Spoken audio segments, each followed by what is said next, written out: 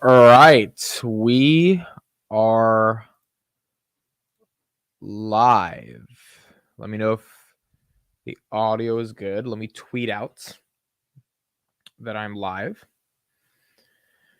Let's put this on Twitter. Yo. Yo. What's up? The roof. I'm just kidding. What's up, Amit? How you doing, buddy? I am good. Joel, what's up? I'm just tweeting this out. Putting this in the Discord.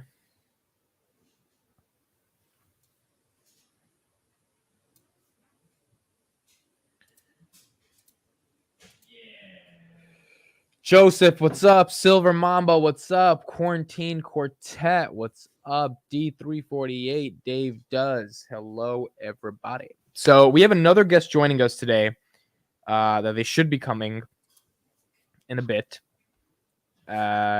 which is Glitch Life, friend of the channel. And we're going to talk about some stuff.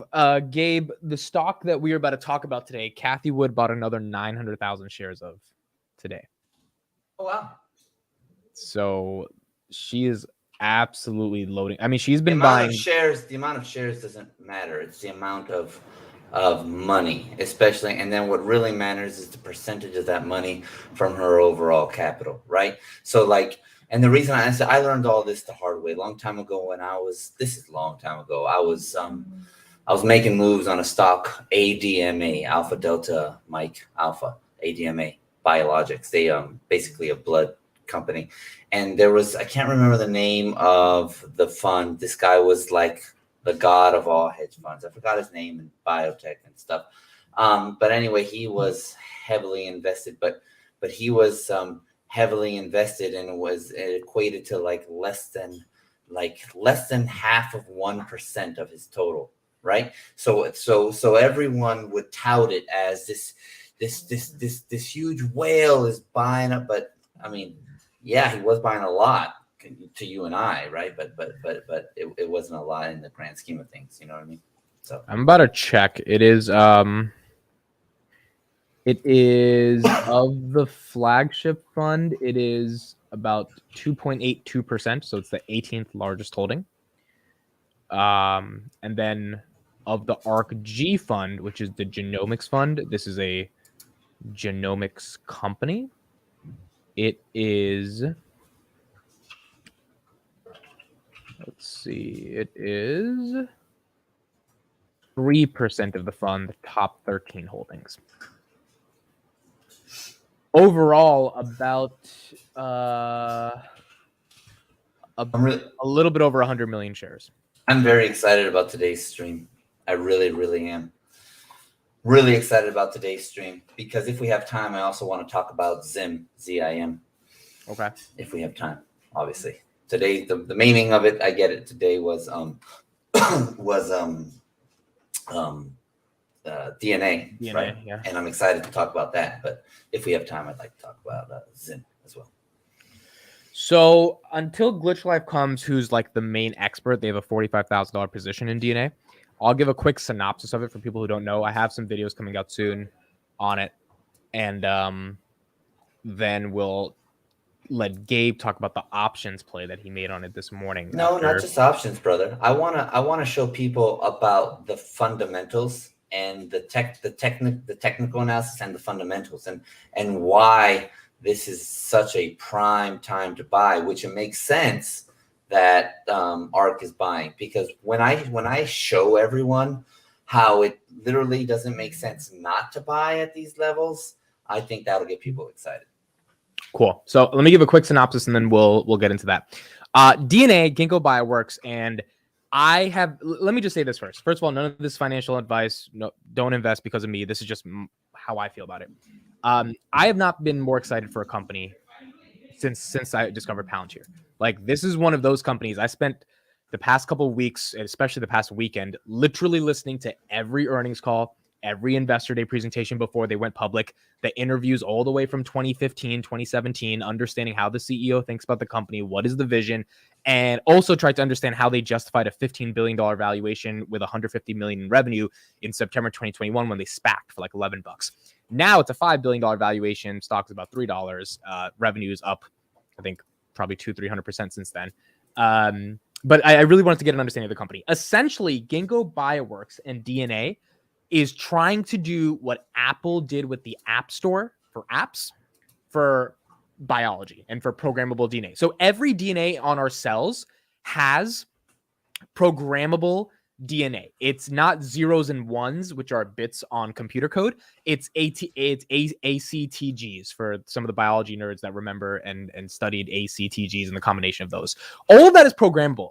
And through the use of robotics and automation, they've been able to build out a 200,000 square foot facility in Boston that basically takes every single type of DNA that you would want to program. So for example, if you're building the Impossible Burger, you want to make it feel like meat. How do you make it feel like meat? You put hemoglobin, which is a animal protein, inside of the other stuff you smush in together, the veggie patty essentially, to kind of make it bleed, right? To kind of make it feel like you're eating meat and give it that taste.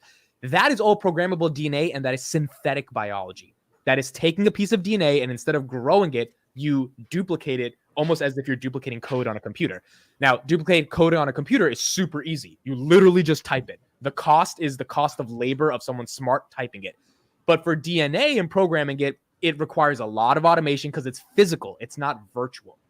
So they have one of the biggest platforms, and it's a platform. That's why they raised $1.6 billion in their IPO, because biotech companies don't raise $1.6 billion because if the drug fails, the company's screwed. They aren't a drug company. They are a platform for programming cell-based program applications to be built on top of their quote-unquote app store. And the long-term vision for this company, which is why I think investors are so excited about it, is that they get equity or royalties in every single drug that uses their facility to build out and commercialize their product. Now, a lot of drugs will fail, just like a lot of apps on the App Store fail, but the TikToks, the Instagrams, the Facebooks, the YouTubes, the apps that win, Apple has in perpetuity control over them, either through the 30% licensing fee they take or the very nature that they keep people controlled in their ecosystem on iOS because those apps keep people coming back to the App Store. Ginkgo Bioworks will be the first ever biotech app store. Now, there are some competitors, but they're kind of the premier ones out there. They started this in 2009. All the founders are MIT chemical engineers. Like, it's a really amazing story, and they've been able to already create some amazing partnerships and products with other companies that are using cell-based programmable DNA, like fertilizing nitrogen. I mean, there's just a crazy, amazing stuff that is there. The way it works. So that's the long-term potential of the company. The company is now at $3. Stock has been absolutely hammered, just like a lot 308. of 308. My average is 294. I've got 500 shares. And it's exciting because the reason I like Palantir is because they're a platform-based approach, right? The other thing that's important about this, by the way, Palantir, you meant DNA. No, I'm saying the reason I like Palantir is because it's a platform approach. So I like DNA because they're a platform as well. And Glitch Life is about to get on in a second as well. So as a result of that, we are in the infancy of genomic sequencing. Either you think this is really cool or you think this is really not cool. Stronger Weed, they're working with a cannabis company in Canada, and they've been able to program their weed so they don't have to literally grow it from the ground, which is insane. So half a century ago, we unlocked computers, and that changed and revolutionized the way we consumed information and organized information. We have not even got to 1/1,000,000th of what we can do with programming DNA, and DNA and biology is literally how the world works. Oxygen, nitrogen, plants, flowers, bodies, all like every diseases, all these different things happen through cell-based biology, and they're building a platform to enable the applications that we can build, just like Windows Explorer or Netscape built the browser for you to go browse the internet on the early Windows PCs, and that's incredibly exciting. That is really, really, really exciting to me. So that's basically what they do overall. Glitch Life can explain a little bit more when they get on. They're probably going to be on in a little bit. Is DNA the leader in this space? Yes. In synthetic biology, there's AMRS. That's Amiris, I think is how you say them. That's one competitor. But they're mainly built on building their own proprietary brands, not really licensing the technology for other companies to build on top of them. Don't buy this stock if you don't understand it, because my 30-second explanation there is not enough probably to convince you. So you really do need to do your due diligence. I've watched like hundreds of videos to try to understand this company before you actually try to buy it. Let me ask you something, Amit. Am I going to be able to share my screen? Yes. So share. You can try sharing it right now. You can get into your technical explanation. Right, but how do I share my screen? You press this button at the bottom that says share. Oh, yeah, there it is. See it? Yeah, share. Thank you. All right, everyone. While we wait for glitch, let me explain to you some things. Okay, so all right, you guys can see my screen. All right. So first, before we go there, I'm going to show you guys FinViz, right? So before I start this, I want you guys to know that as going through this fundamental and technical analysis, I'm playing this two ways. First, in my trading a brokerage account where I trade. I don't invest. I trade. I wrote puts today. I wrote 100 contracts, and we'll get into that. So I basically have about $25,000 invested into DNA. As of tomorrow, I am going to put between $5,000 and $10,000 in my Roth and just forget about it. No matter what happens, I'm just going to leave it there. So you're going to go long 10K tomorrow. I'm going to go long, yeah. And the reason I'm going to go long is because despite the macro environment, and you guys will see what I see once I show it to you, despite the macro environment, I believe that DNA is at the bottom. And you'll see why, both technically and fundamentally. So first, let's go over the fundamentals, right? So Ginkgo Bioworks, DNA. Can you zoom in? Can I? I don't know. Go to the top. You see those three dots at the very, very top? Right here? Yeah. Zoom. Yeah. Thanks. All right. Yeah, I can do that. How's that? That better? Yeah. Yeah, and then I can just scroll down. All right. And I'll do one more zoom for you guys. Yes. Do one more. Okie dokie. Artichoke. All right, cool. Okay, so first thing we're gonna say, okay, what's the market cap? All right, so right off the bat, we need to know what the market cap is because that's important. The market cap is $5.1 billion, and they have 1.62 billion shares outstanding. That's important to know. All right, then the next thing we like to do, I like to go straight through. It might not seem important, but oh my gosh, it really is. They have 83 cents for every single share outstanding. Can you explain what that means? Yes, I will. Mind you, they have 1.62 billion shares, and their share price is $3.07. Of this $3.07 share price, 83 cents of it is cash. That is $1.3 billion in cash. This is a high growth stock with $1.3 billion in cash. They have no or barely any long-term debt. This is long. LT means long-term debt. So we know that they're Gucci.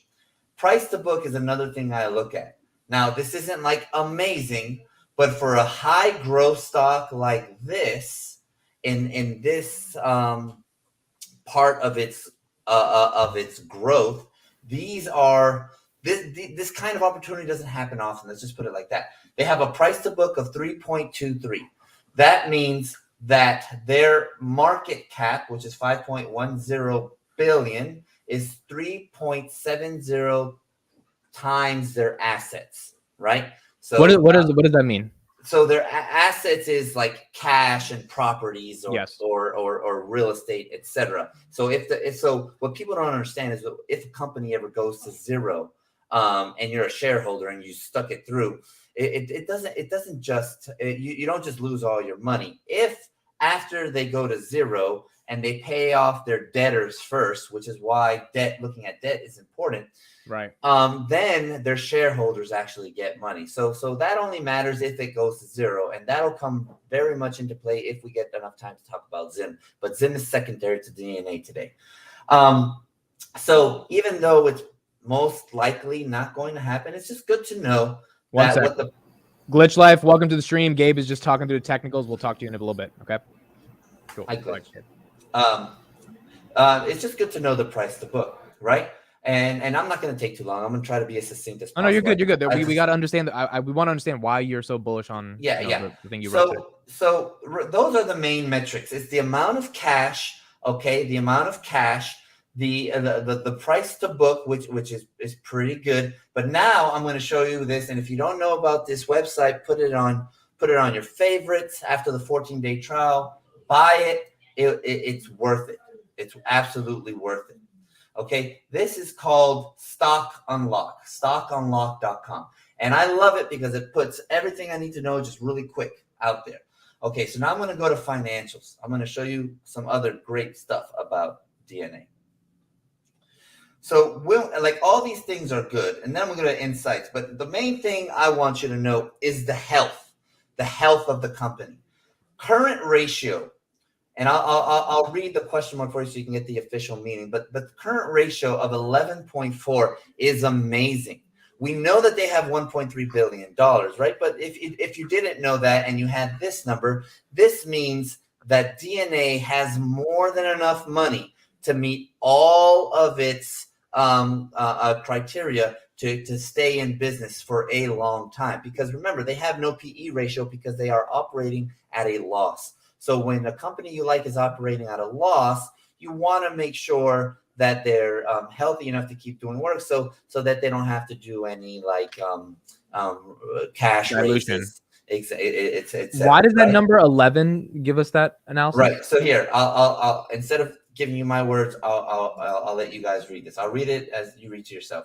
The current ratio is a popular metric investors use to compare the current assets and liabilities. A current ratio above 1 means the company has more current assets than current liabilities, which generally means the company should be able to handle its liabilities for the next year. So with a ratio of about to be 12, that's extremely healthy, right? Later on this, I'm not going to read it all. You guys can read for yourself. Later on, it says some people might not think that this is so bullish if it has too much, because it might say that the company doesn't know how to deploy the cash. But I think that is what makes the DNA so worth it, because Chris is saying they're fraudulent. Well, we'll deal with Chris in a little bit. He's wrong. The reason that it's I got thrown off. I shouldn't look at comments. It's because I believe that hoarding cash at this time, if we're right and what we think is going to happen happens, DNA will be poised to get real estate for all kinds of things. Maybe take a company or two, what have you. Like, I'm not the management. Only they know what they want to do with the cash. But the fact that they're hoarding cash in this macro environment, to me, is bullish, right? So the last thing I want to share on this is I want to show you an overview, right? And we're going to get to the negatives, right? So all of these, like growth, very good. 340% book value increasing, tangible book value increasing, financial health. You can't get any better. We discussed that, right? What's bad? Bad is the profitability is obviously bad because they're not profitable. And the returns are obviously bad because they've been doing, I mean, you saw it, literally they fell off a cliff, right? And then where did this show it? They're here. So look, this is what I really like. Look at their projected, in this macro, look at their projected earnings per share. And I don't put a lot of faith in earnings, but just for the sake of this, it's just things to understand and do your own research on. I actually don't trust analysts at all. There's a saying that goes, analysts are right when you don't need them and wrong every other time. You know, it's just like, I don't like them very much because they have an agenda, in my opinion. Okay, so I'm going to wrap this up so that way Glitch can talk. Gabe, real quick, do you not think the $5 billion valuation is overvalued, or it's a frothy valuation at all? Or No. It's when you put into consideration. No, I don't. Long story short, I don't. And I did forget to talk about. Let me pull this up. I did forget to talk about why I think it's the bottom. Here's why I think it's the bottom. This is Gabe's technical analysis. You use Weeble on light mode? Yeah. You don't use dark mode? No. Okay. Okay. I was like you in March, and then someone told me about dark mode, and then I started using dark mode. Okay. Okay, continue. All right. So now, what I want you guys to see here is yeah. So up here, like, I would never invest in DNA, right? You could. I'm not an idiot. I'm nobody's fool, right? No way, right? No way. No matter So what. that's when they were a $15 billion company with 150 million in revenue. Yeah. No. I don't care. No matter what. No matter what you tell me about a brand new growth company in that valuation, I wouldn't have touched it. But what people need to understand is as the stock comes down, unless the story changes, and the story is very important, as the stock comes down, it's a natural way of de-risking, right? So now why am I talking about de-risking? Because the last thing I'm going to do is show you my play to explain to you, because you'll understand what I mean when I say I'm going to put $10,000 into it, right? That's easy. Everyone understands I'm going to buy shares and just leave it, right? But I'm going to really quickly explain to you my play and why I think it's the best play for the next 3 months of 2022.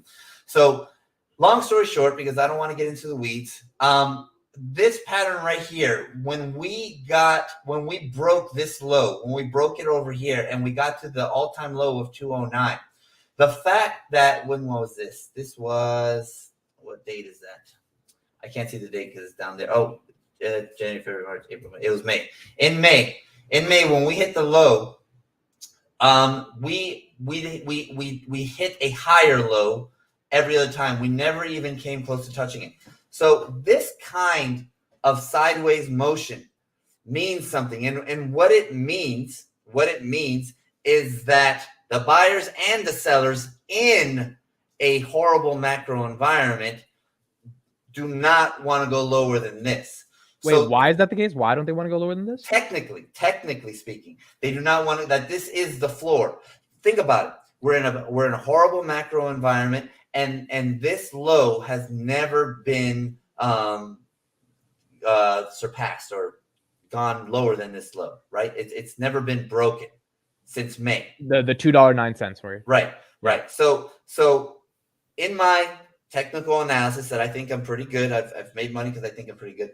I believe that this is called a consolidation pattern, and that this consolidation pattern has an absolute bottom of 209. The only thing that'll break 209 is like unknown of some kind, like really, really bad news, or they lose a lot of money, or something like fundamentally bad. And what about the RSIs? Right. Why do you call it RSIs? Like, I always wanted to ask you, it's just the RSI. That's it. So when you're in a consolidation pattern, right? Like the RSI is at 50, that means it's just fair value, right? So when you're in a consolidation pattern, fair value is actually pretty good. I mean, yeah, you would have been Gucci if you got it down here at 240 or 238, but you weren't. So we got. I started my position at 298. That's where it was when I wrote my 100 puts. Now, lastly, I'm going to explain to you what I did, and I'm just going to use my words, and hopefully you guys understand me, and I can stop sharing now. Okay. All right, you're good. So I invited Chris to this, by the way. People saying we don't want Chris to smoke. No, I wanted Chris here because I know Glitch Life is about to fucking smack the shit out of him. But all right, go ahead. So before I give the floor to Glitch and let her speak, the last thing I want to do is, I already told you my long play, which is I'm going to buy shares. I'm just going to hold it, right? Because I believe that this is a great price just to see what happens. It's the risk versus reward here at this price is really good because it's so hard to fail with these fundamentals. Now, the play I made, and I see Tim in the chat. He's in Gabe's Academy. I shared this play with my Patreon. The great thing about selling puts are the following, right? When you write a put, you will make money. When you write a put that's out of the money, that means if the stock is $3 and you write a put at $2.50, which is what I did, that means it's 50 cents out of the money. That means it has to go down an additional 50 cents just for me to start to worry about getting exercise. When you write a put out of the money, you are basically giving yourself a cushion of a margin of error, and you're getting paid to own something that you would not mind owning. let me tell you something. I will not, I don't think it's going to happen based on the cash fundamentals and the price. I sold a put at $2.50 and received 35 cents in premium. So 35 cents minus 250 is 215. So my cost basis, if exercised, will be slightly above an all-time low of 215. And if in the next 3 months it doesn't happen, DNA either goes sideways or up, basically does not go below 250.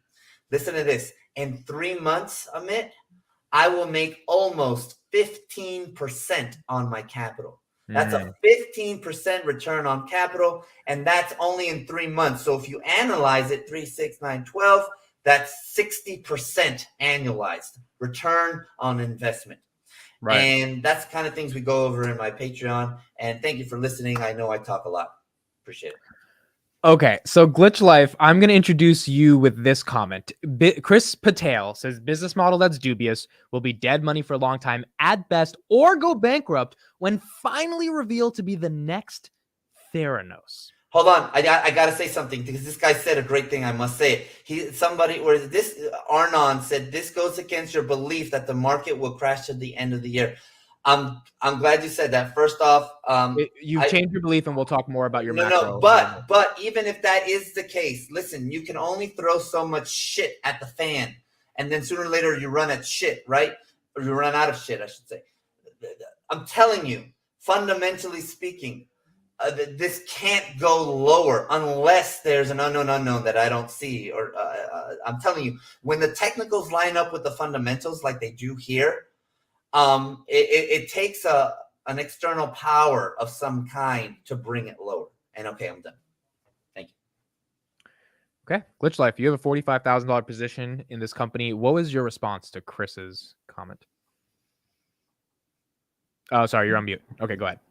Yeah, just to start with, Ginkgo is already making enough money and has enough cash flow in order to sustain itself without a profit.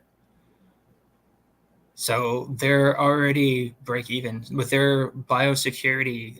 They're making enough money to fuel all of their operations. So where it is currently, as long as it sustains its current revenue, it's self-sustaining. It doesn't require money from the market any longer in order to keep growing.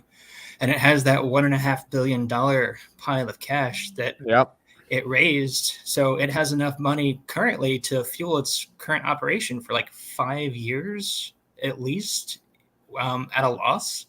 And it already is making enough money in order to sustain its current operations. It could extend significantly longer. And they've been using that cash pile in order to make strategic acquisitions that are already increasing its efficacy and its business model. The next Theranos, can you respond to that? Like, you know this company more intimately than any of us. Could it be argued it's a Theranos? No. So first of all, Ginkgo already has revenue. They're already making money. They already have contracts. One of the biggest signals that it is a legitimate company and is already doing really well is they basically built the biosecurity agency. They're currently signed on with the White House. They're the only company that is out there that has a seat at the table, and they're building like the entire U.S.'s biodefense agency system. And the reason we're doing that is because COVID shocked the entire system, right? And we want to be prepared for the next one. It did, and they have multiple different ways that they're doing that. So, like the one that most people are aware of is testing, and they've set up a really streamlined mass testing system, and they're basically doing like the entire eastern seaboard right now. Right. But they're also doing the wastewater treatment. So they have wastewater monitoring systems around the US currently, and what they're doing is they're able to test waste in order to see what virus particulate is actually in there, and they can monitor other things that we're not even looking for that are getting community spread. And that's just one aspect of their business. That's what's making them money right now. And this is an industry that did not exist previously. What's really exciting is their cell library and their foundry platform. It's still in the early stages, but they're just starting to get royalties now. So like their products are just starting to hit market. Can you speak around the Scorpion Capital short report that was released? I think this is the big thing. Chris is saying that they have fraudulent like numbers. Can you speak about what exactly happened when that was released October 2021 and how has the investment community reacted to that report a year later? That was a very long time ago. I'm going to be honest, I don't remember too much of it, but I remember doing my research, and I basically did, when I invest in a company, I like to do my own short reports. So I like to look into every single thing that is wrong with the company, and then like I have a list of red flags, and if it hits any one of those red flags, I'm out. I don't bother at all whatsoever. And there were a couple things with Ginkgo, like the float was huge. And then another is SBC. So you were looking at like high-level executives, and it's stating that they have the highest stock-based compensation. It was like something like 150 million per executive, making them the highest paid executives in like the history of the U.S. stock market. That isn't true. I actually took the time to dig through that, and a lot of that is they've been getting SBC for the past 15 years that they've been in business, and they were required because they SPAC'd, and that's changed with the FTC regulations. Like they had to claim that 15 years of SBC going back, and then on top of it, the other bits of SBC that they've been awarded are milestone payments. So they don't actually get awarded those shares and have zero liquidity at all whatsoever until the stock price of Ginkgo hits various milestones. So they, in reality, they got like $10 million, but on paper, it looks significantly worse than it actually is. So the Scorpion short report about fraudulent accounting, what my research uncovered was that they cooperated with, I think it was some investigation that happened, whether it was from the federal government or whatever it was, and there was nothing proven to be found wrong, and they have a 90% institutional float, and it would seem weird that 90% of institutions are buying a fraudulent company. Yeah, I would call that bogus. I vaguely remember it, and there wasn't anything there. I remember they had a full audit, same with, and then that full audit discovered that there was nothing that was going on. Yeah, that's what I got from my research as well. The float. Why did you choose to invest if the float was still so big? Because this is a company that is compounding by extreme multiples every single year, and they're right at the early part of their S curve. So they're going to be a free cash flow machine. So they're going to be making money hand over fist as they start getting that economy of scale. Think of like the Tesla Gigafactory. Like one of the things that Ginkgo is doing is like they have their cell library, and the more customers that they have that are actually utilizing their platform, the easier and more cost efficient it becomes for other people in order to hop on and use their systems to develop what it is that they want. Yeah, that's the business model I think a lot of people don't understand.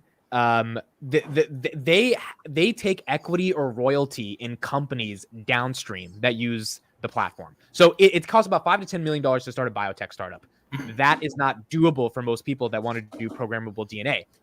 Just like AWS made it super easy for my startup to get started. It took us like $20, and then boom, we were going because everything's stored on the cloud. They have built like a quote unquote virtual cloud of programmable DNA that is going to enable thousands of new startups and new programmable DNA gene sequencing companies to start in the future.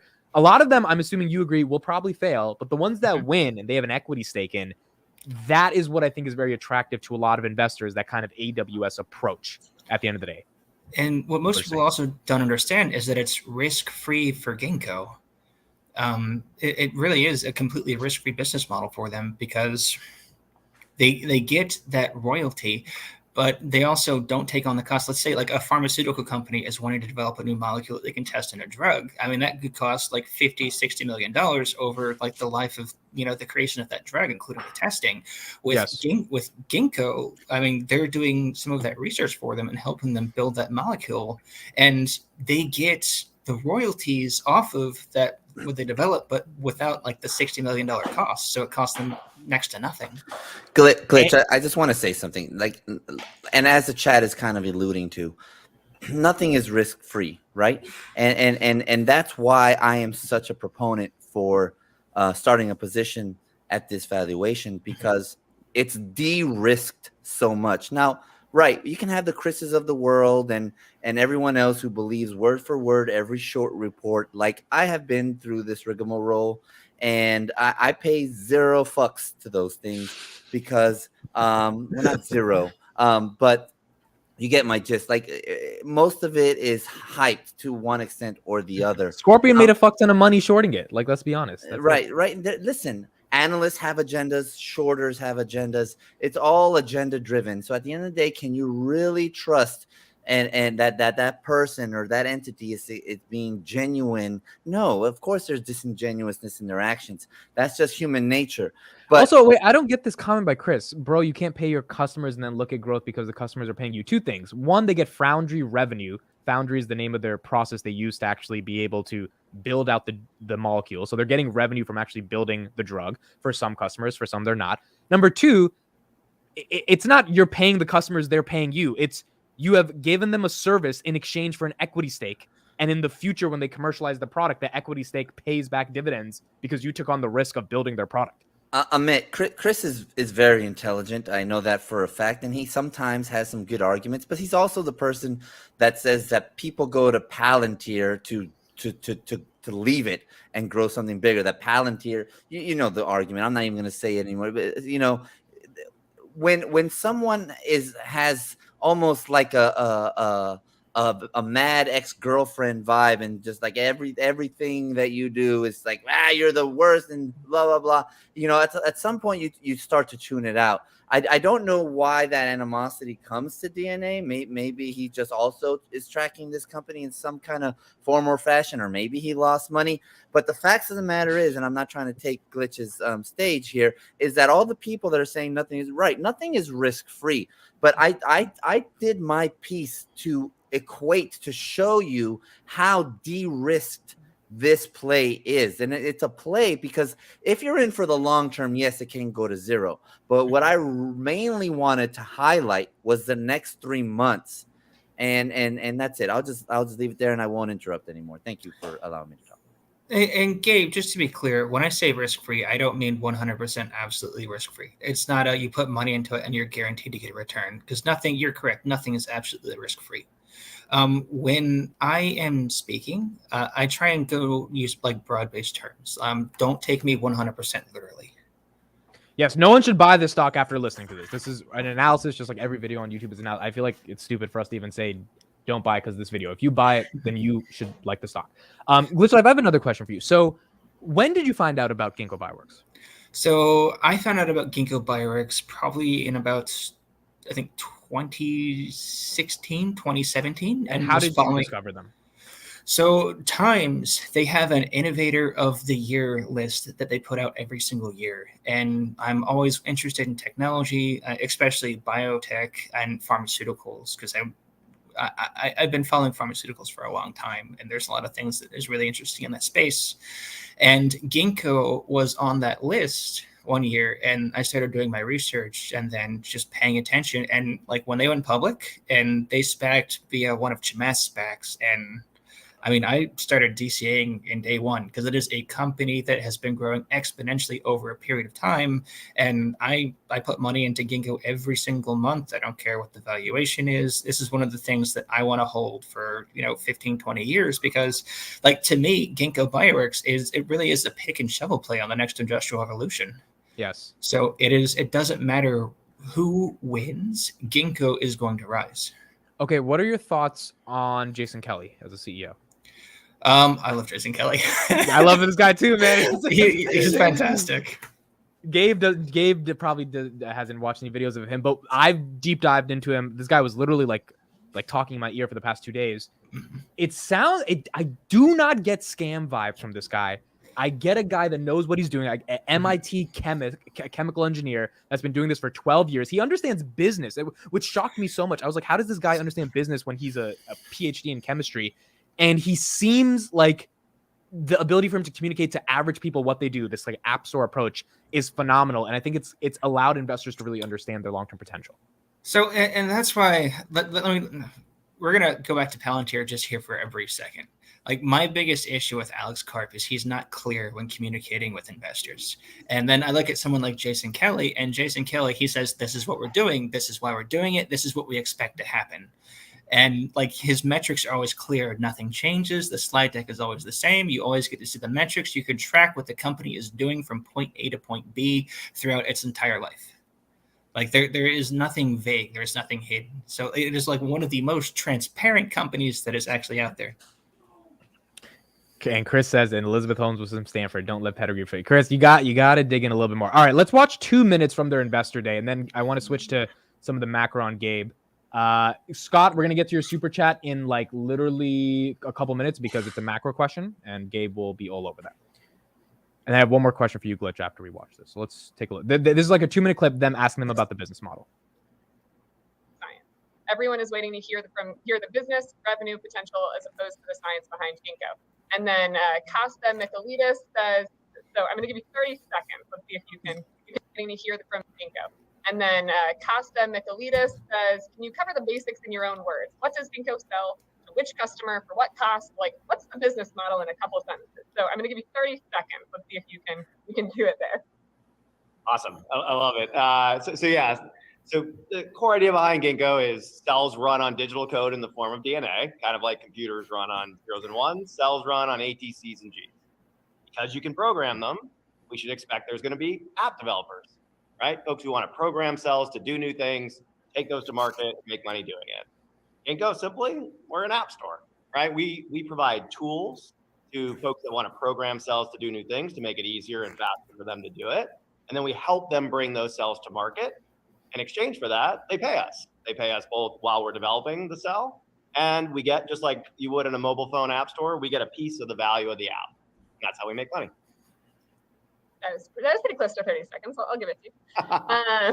And then on stock twits here, Odd Marketable Securities says, fancy video with lots of fancy words. Some fancy words I haven't heard them say. 15 billion and 150 million of revs.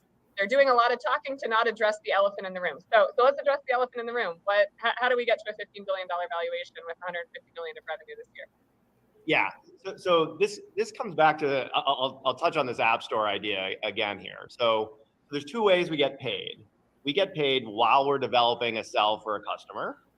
They pay us effectively fees for using the facility I'm sitting in front of and that Barry and Kristen walked through earlier, our Foundry, on a usage basis. Right. And so, in 2021, we guide towards 100 million out of that 150 is Foundry revenue from using that facility.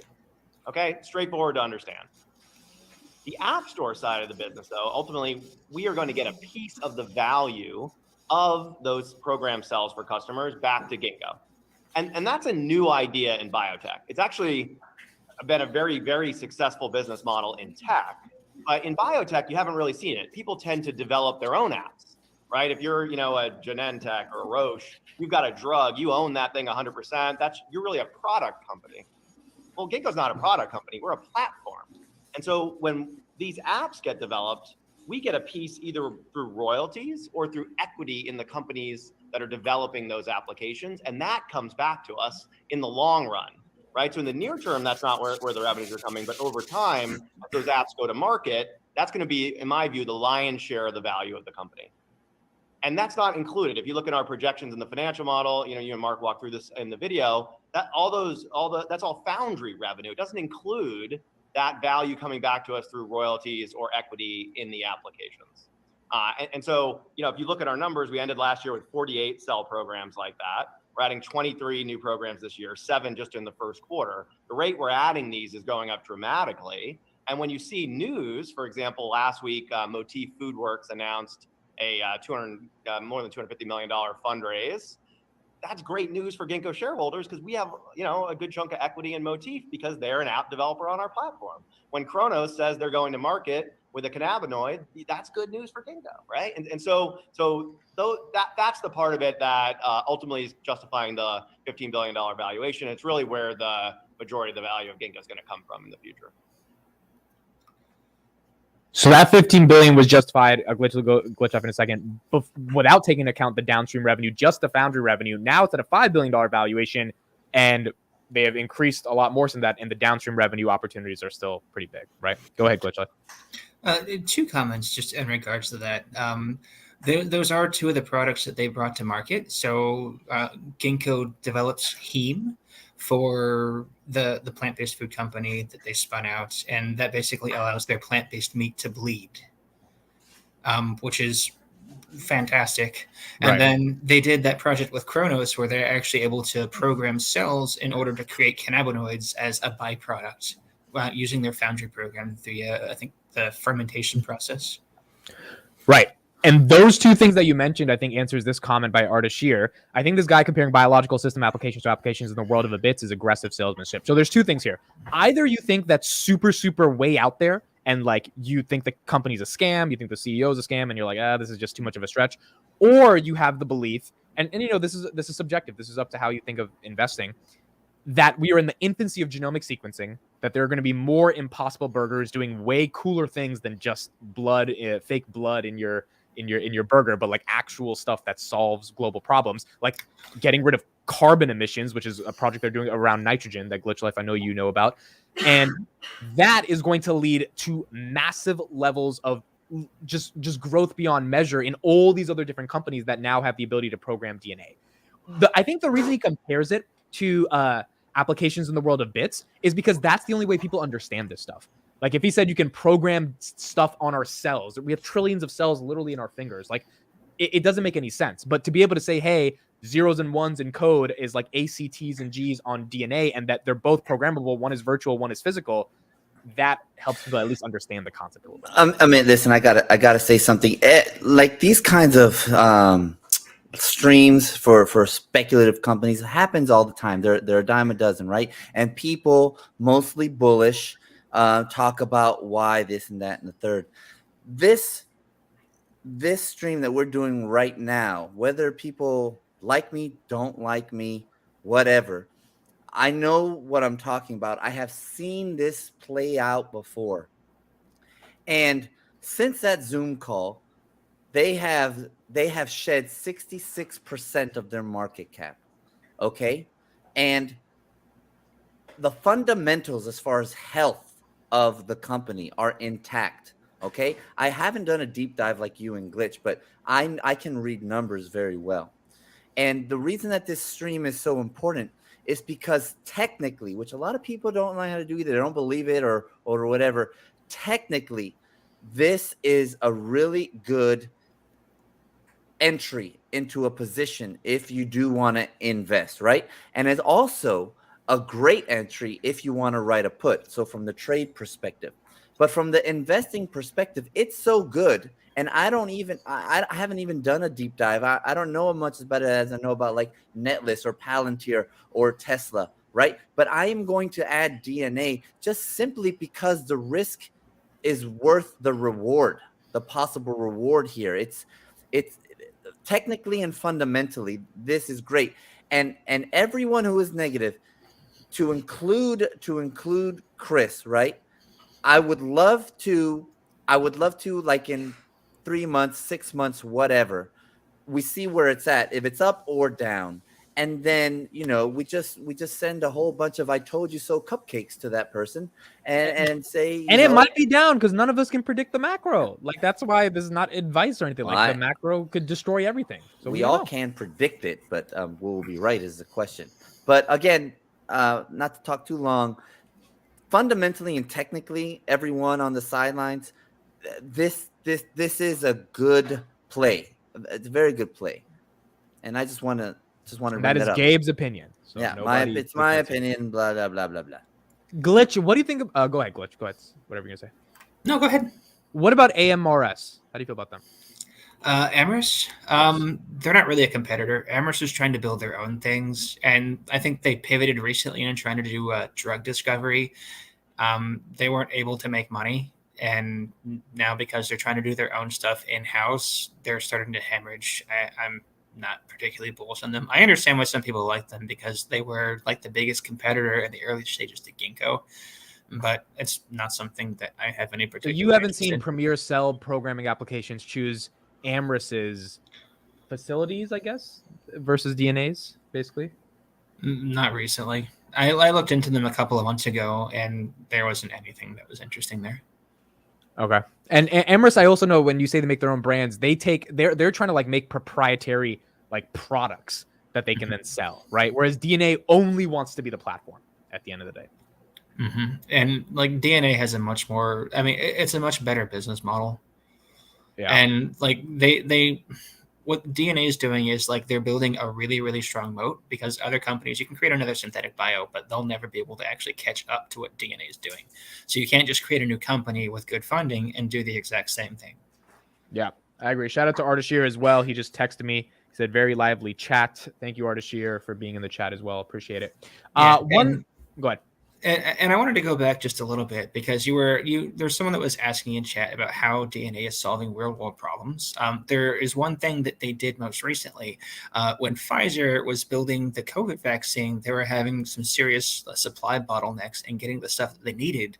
And one of the things that DNA did is they stepped up and they were able to program some of their cells in order to output some of the product that Pfizer needed for the COVID vaccine. Let's break that down again. They were able to program some of the cells that Pfizer needed in their vaccine to make vaccine distribution more efficient. Correct.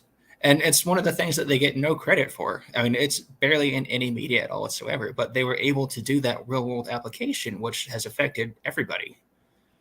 And then the other thing that they've been doing is they just made an acquisition of Bayer's agricultural tech company. And yes, they're doing the same thing right now. Is they've created some cells that are going to be basically doing a hyper production of nitrogen, which there's a global shortage of because of the war in Ukraine and Russia. So like they're getting into the fertilizer business, which is going to be an absolute huge profit driver for them, and they're expected to start scaling next year. And they can only create fertilizers because of synthetic biology, right? Mm-hmm. Programmable DNA. And right now we have a shortage in fertilizer because of that. Okay, two last questions, then we're gonna go to Gabe on the macro. Biosecurity. So they made like $400 million in 2021 because they stepped up, or I might be a little bit off on the number, but hundreds of millions because of testing. One of the critiques I've heard is that testing is going to be gone in a year, maybe earlier than that. So, and biosecurity is the majority of the revenue. How do you, like, they can't show decreasing revenues and continue to get a good valuation and continue to like get the stock to go up. But if biosecurity is going to decrease, or at least COVID testing is going to decrease, how do you resolve that?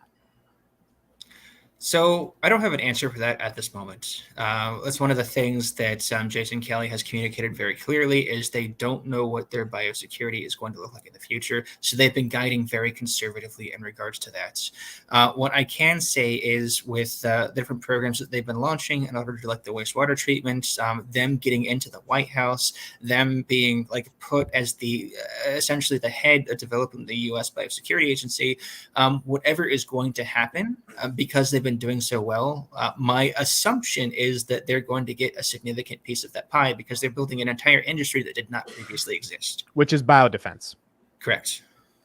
Samarth says, which Chris patted me on the back on, why can't other companies not do the same? I think there's Glitch, if you could answer this question. Go ahead. That's basically economy of scale. So basically, like, look at Tesla. What Tesla has done is they've created their gigafactories, and they're getting something like 40% margin on every single vehicle that they build. And the more factories that they build, the better those margins happen to be. And then you look at the OEM companies. You have like Ford, you have GM. They're making something like 4%, if they're lucky, on every single vehicle that comes up. So like as inflation hits, their margins are eroding to the point where they're selling their vehicles at a loss. Ginkgo is essentially doing the exact same thing, because they've been hitting economy of scale. They have their cell library, which is a major part of their foundry program. So the more people that are doing developments on their program, that information goes into the input of their cell library, and that allows other people to come onto their platform and to be able to develop products significantly faster and at a significantly cheaper cost than they could anywhere else.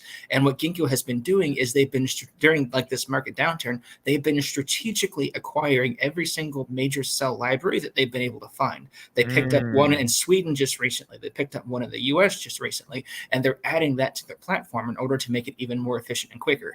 So for another company to come along and try and do the exact same thing, they'd be starting at essentially like ground zero. They would have to build that economy of scale. They would have to build that entire cell library, and that takes time, and it takes enormous amounts of money and enormous amounts of research. Ginkgo's doing all of it organically by doing a platform approach. And the cell library thing makes so much sense because basically if another fertilizer company wants to make a different type of fertilizer, Ginkgo has all this research, all these cells that they've already programmed. So it like takes them, you know, I'm speaking in hyperbole here, a day to be able to just take what they've already done, put it in the specifications that the new client wants, build them a model, and then keep it moving. And it's a network effect. The more data they get, the more powerful those cell libraries are, the more they can be duplicated in different instances, which means the more drugs they can have on the platform. And they're already starting their S-curve. So like once they start going, I mean, they're just starting to hit major traction now. Chris saying it's yeast-based fermentation. It's not that complicated. I think, Chris, this is where like understanding some of the videos and like looking into like how biotech works is also important. A lot of it's similar to Palantir. Palantir is competing with a lot of the IT departments because they're like, hey, we can do it in a better way. I think Jason Kelly has said they're competing with some of the internal R&D departments within these biotech companies and showing them that it's much more easier to use their facilities and their robotics and their automations, their economies of scale, versus hiring a PhD chemical engineer to literally do it hand by hand. Again, it's not code. It's physical DNA that you have to program. Ginkgo has figured out how to automate that, which saves time, efficiency, and money for a lot of these other companies, which means if they do that, it's not a question of if it's easy or hard. It's a question of which one's faster and efficient. And ultimately, nobody has to invest in this company. I could be completely wrong in the long run, but it is my number 2 holding my portfolio. I have roughly $47,000 in the company at a cost average of about $2.90. And I fully intend to keep DCAing into it as I go. What's your number 1 position? My number 1 position is Nubank, which has the exact same technicals as DNA. It's one of those companies where they've already started breaching profitability. They have $2 billion cash on the books. They're doing strategic acquisitions. They're going 300% year over year. They have zero debt. It's another fantastic company, but it's also a platform. Love it. Shout out to Sachin in the chat. Sachin, thank you for being here. Appreciate you being here. I think I had one more question for you before we hit it off to Gabe, but if not, what was oh yes, here's one thing. So the success of the drugs on the platform is what makes them successful, at least from a downstream perspective. What's your timeline on that? Like what if a lot of the drugs fail? Does that destroy the bull case? No, it doesn't destroy the bull case. That's actually a good thing for Ginkgo Bioworks because like the more people who are developing their platform, the easier it is to develop things in the future. So you're going to have, let's be realistic. I think like 90% of all pharmaceuticals fail. Yes. But it's like that 10% that make astronomical amounts of money. They don't have to, have lots of them pass. They just have to have a couple. And they already have 2 that have already are going to market this year. Right. Got it. Awesome stuff. Sachin, we do miss you on the podcast, guys. Sachin had, as he said, family and work, so he couldn't really be on the podcast as of recently, but we are waiting for him to come back. Let me go to Scott's super chat now and get into some macro. He said, Amit and Gabe, has Palantir bottomed? Recession fears and FedEx prediction are worrisome. Pain in the value stocks, but high growth has bottomed. Gabe, I'll give it to you. Okay. Before I talk about Palantir, I'm going to answer the super chat first, but also Blake had a question about Palantir options for 2025 and everything. Before I say all that, Sachin, I've never talked to you specifically, but I've watched all of Amit's things, and I just want you to know I respect your opinion and your debates and talk. So it's nice to virtually meet you in a weird way. Okay. Aiden says, Amit, would you do a podcast with Daytrader? Yes, just DM me on Twitter at AmitIsInvesting. Okay, go ahead. Okay, so the question that he asked us, Amit, is has Palantir bottomed, right? So let me pull up Palantir on the charts. And the quick answer, right? The quick answer is maybe, right? Maybe. But what do I think? here's what I You think. also have to tell us about what you call. By the way, guys, Gabe called me this morning at 9 a.m. because he has given me an update on something. We're going to be in Vegas together in a week, but also he has changed his mind about the market crashing, and now he's back to the market rallying. So you have to give us your thesis on the market rallying to answer the Palantir. So everyone understands it. So I'm not flip-flopping, right? And I'm not scared. I'm not scared to say what I mean or how I feel, because there's a reason why I do everything.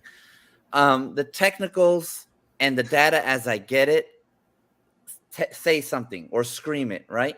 And then when they change, or when there's a weakness in a move, or vice versa, or a strength in a move, well, then that tells a different story. Technicals, right? Technicals can change. Nothing is like illicit. Nothing is.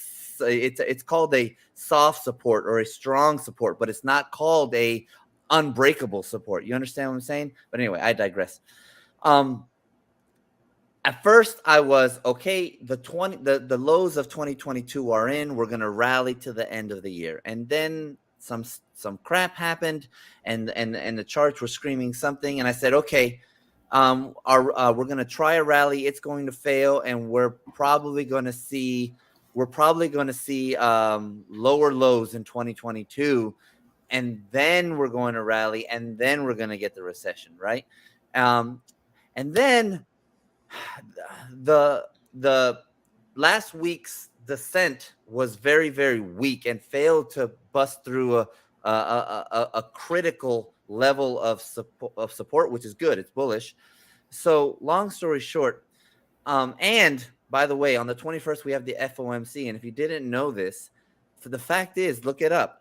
Every FOMC that we've had in 2022 has led to a market rally, right? And what further strengthens that probability, and I said probability, not 100% happening, is the fact that the last Fed meeting with Jerome Powell was hawkish or bearish, right? So that's why we went down. It's so funny, guys. I never thought I'd be saying this, but 75 basis points at the FOMC will actually be bullish. How crazy does that sound? 75 basis points will actually be bullish and might spark another mini rally. It's so crazy. So long story short, I do not believe that in 2022 we are going to have lower lows. I believe that in 2023, once we do get the lower lows, that it'll basically be after midterms. I think midterms is going to be a huge sell and use event.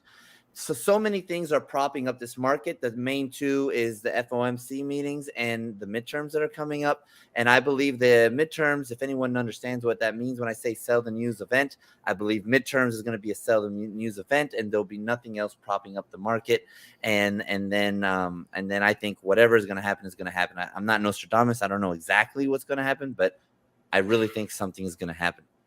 So now to the question, the gentleman's question. He said, has Palantir bottomed? Okay, so I'm looking at the chart technicals. I know Palantir fundamentally, but just to remind me, I'm going to put them here on FinViz just so I could see the numbers. PL. While you're doing that glitch life, how do you think about Palantir right now and where it's at?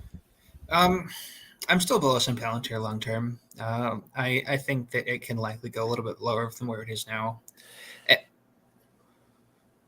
And I agree with Gabe 100%. When Gabe made his prediction last month, I thought he was 100% spot on. He was just off by a month. About the S&P going to 450 to end the year. Yeah, and just the reason, but because of that, like there's about 200 stocks that I follow on a regular basis. And what I have noticed, and this is like historical trend as well, is the major indexes are dropping, but the growth stocks that have already fallen significantly are making higher lows every single time. So we're watching the SPY rotate down, and you have companies like Nubank and companies like Palantir. They're not dropping anywhere near as much previously. And a lot of times when like the major indexes are down, they're green. And that's typically a sign that markets have bottomed, because growth typically starts to recover a couple of months before the SPY actually hits bottom. So thank you, the glitch. I like that a lot. I believe my quick answer is I believe the absolute bottom is around $6. it doesn't have the best. It doesn't have like DNA type financial health. Like it has a price to book of 6.89. It has $1.16 of cash for every $7.80 for every share, which is $7.86. So it has a lot of cash on hand and has no debt. And this is where my fundamental and technical Gabe meet my bullish Gabe, right? And remember, I have a special relationship with Palantir that no one has spoken up and say, hey, Gabe, me too, like on the side. And I'm not going to go into it, but and I've talked to you I've talked about this with you, Amit. I believe that when geopolitical strife happens later, which may or may not cause the downturn that we may or may not get, whilst it might be bearish for the market in general, I don't think that Palantir will fall in that group. I believe that Palantir is the special kind of niche that if you remember, at the onset of the Ukraine and Russia war, there was a time there that Palantir shot up because of its involvement, right? And that was quickly silenced, and then Palantir went to being Palantir. But I think we got a glimpse into what the niche that Palantir is in amongst of course the macro, like all kinds of any company can pretty much benefit from Palantir, but the true scope of its power is in governmental type things, and I'll just leave it at that. So long story short, I am very bullish Palantir. I will never ever take a loss on Palantir. Again, I have them in my Roth, and I also have 126 put contracts that I wrote, not bought. That is bullish. For those of you saying I shorted DNA, you're wrong. I wrote puts, not bought puts. There's two sides.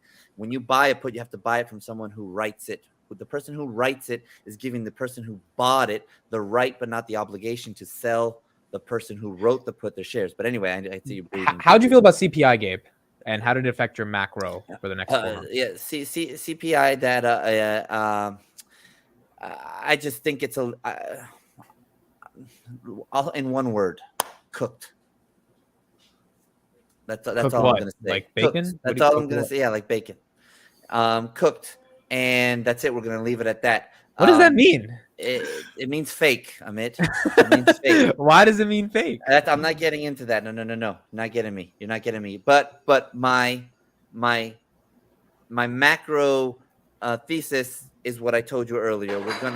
We're gonna slightly rally. I no longer believe we're getting all-time highs in 2022.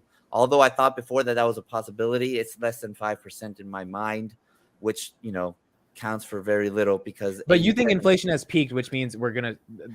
Inflation 100% has peaked, and I believe that I believe that they're going to become very bullish publicly on Wednesday. Let's just say that, right? And it's going to give us more gas or fuel for the rally, but it's going to be a weak fake rally. And I only say fake. This is why I say fake, my friends, or not friends. You guys aren't my friends, but Amit's my friend. Glitch, you're my acquaintance. But everyone's my acquaintance. But I'm sorry. You know me. I just get into the weeds of things. We are headed to a very bad recession. Like everything the doomsdayers say is coming. And that recession is going to be defined by loss of jobs in America. Here's a telltale sign.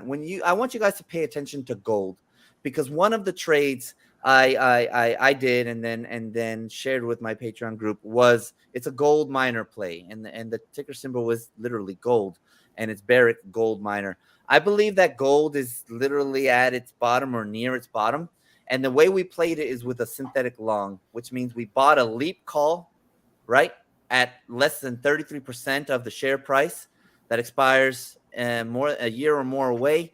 And it has a delta of around 70. And then to make that call cheaper, because we're bullish and we don't think Barrick Gold is going to go lower than the current prices, we wrote a put in order to receive premium and make that leap call cheaper. So what I'm alluding to is that when you guys see the price of gold itself, like physical gold, of the asset gold, and gold miners, like when you start to see them going up and creating channels to the upside, just like energy did, and most people weren't paying attention to it like a year ago or so, you need to say, something's happening. Listen, smart money knows what they're doing, and they don't tell us what they're doing, and they don't tell mainstream media to tell us what they're doing until it's already happened. And then you FOMO in, and then they sell. It's a cycle, right? So I guess I'll answer the question now. I think the Palantir bottom is around $6, no more. And I think that's like worst case scenario. I think that Palantir will do good here on end. And as a matter of fact, I bet someone on Amit's Discord, I bet them, I think 1,000 push-ups that Palantir will make it to $10 a share within the next 1 year. Was this Mike on the Discord? Yeah, that Mike guy that no one likes. That Mike guy is interesting. Yeah. But I bet him 1,000 push-ups because he wouldn't bet me $5,000. So I bet him 1,000 push-ups. But I like to bet. Betting's fun. So anyway, I hope I answered your questions. Glitch, how many positions do you have right now? 8. Can you name them? Hang on. Let me open up. And what do you use? Use Webull or SoFi? What is your? So I use half a dozen different brokerages, all for different things. Okay. Like originally, like you, I was exploring SoFi when I wanted to open up a position in it. So I started using it as a brokerage. Then I started offering leverage. So I use that for a couple different positions. I use Robinhood for options because their options are fantastic. I have an account with Chase, and then I have my Roth. So I have different holdings in every single one. They're not all the same. It just depends on what I'm playing. I know my number one position currently is Nubank. I also have a lot of money in SoFi. Last I checked, I think my number 3 was UiPath. Okay. Obviously Palantir, you have some of that, I think, right? I have Palantir, which used to be my number 1, but I dropped it into number 5. Okay. Yes. I did not like that last earnings report, and I got really annoyed because Cart kept changing the investor presentation, so I wasn't able to follow along with what the company was actually doing, and like that's one of my red flags. Yeah. Like when you don't have transparency, it's something that I greatly dislike. So if I can't like trust the data that's coming at me, I don't have any way to verify what's going on. Yeah. Okay. Makes sense. This was a good stream. Good hour and 12 minutes dissecting DNA. I'll be doing some more coverage on them. Gabe obviously made a little bit of a position today on them. Doug says, I love DNA. Yeah, you commented, Doug. I asked when you started your position. Apparently you've had it for a while. So that's awesome. Been following for years. Yeah, there's a lot to cover on this company. It's an exciting company. Gabe says he has 126 Palantir puts, a 750 strike, received 87 cents. Yeah, I said that because of Jackalope. He was asking me, and I hate Jackalope, but he's finally asked me a decent question, so I answered. It's so funny how Jackalope. We don't know if this guy's name is like Mike or like who they are, but Jackalope. We're just like, yeah, I hate Jackalope.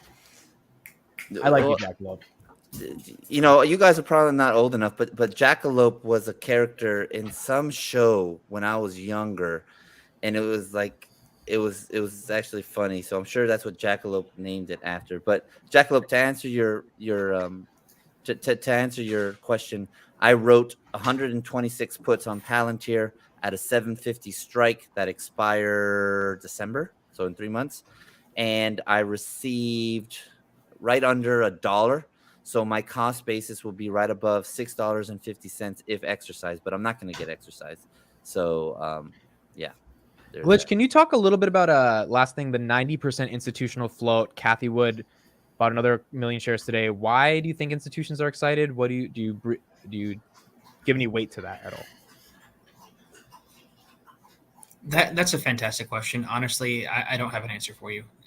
Like, I'm very pleased the fact that, you know, institution ownership is so high, but I've also learned over time that high institutional ownership doesn't always mean that a company's going to be successful, because like I do a lot of investing in pharmaceutical companies on the side, and a lot of those, it's, you know, 90% institutional ownership, and then a drug trial fails and the stock will lose like 50% of its value instantaneously. So like it's a good thing, and it's definitely a positive, but I mean, that's not a reason to be bullish. It's a positive sign. It's a great thing, but take it with a grain of salt. The thing that's interesting to me about this is that this is a risky company, not because they have a drug, but because they have a platform, and if the drugs on the platform fail, but like even Palantir doesn't get 90% institutional, or Tesla, and it's like, why is this Ginkgo Bioworks stock getting 90% institute? Like, that to me is weird, I guess. You know, there is one great thing about it, and it creates a price floor, because there's institutions that are selling, so there's like only so far that it has the ability to go down. Right, because you're saying institutions will not almost let it kind of get to such a point, right? Because they're gonna keep a floor on it. Okay, cool. I think that's it for us, everybody. Thank you all for joining. Late night. This is one of the few streams where I did not talk about like girls or something. Just talked about life. Glitch, are you going to be in Vegas that weekend? So I work Sunday through Wednesday, and I could approximately be there either Thursday or Friday. Okay, so I'll text you. I'll let you know. But Gabe and I will be in Vegas. We'll have some fun vlog content next week. Gabe's taking me up on my offer. He's going to be sleeping in my room. So, boom, chicka, wow, wow. So just, yeah. All right, now I have to get my own room. See, be a little slumber party for us tonight. You went there. All right. Thank you all for joining. We'll see you on tomorrow, Late Night Stock Talks, and the morning stream, 9:20 a.m. Bye-bye, everybody.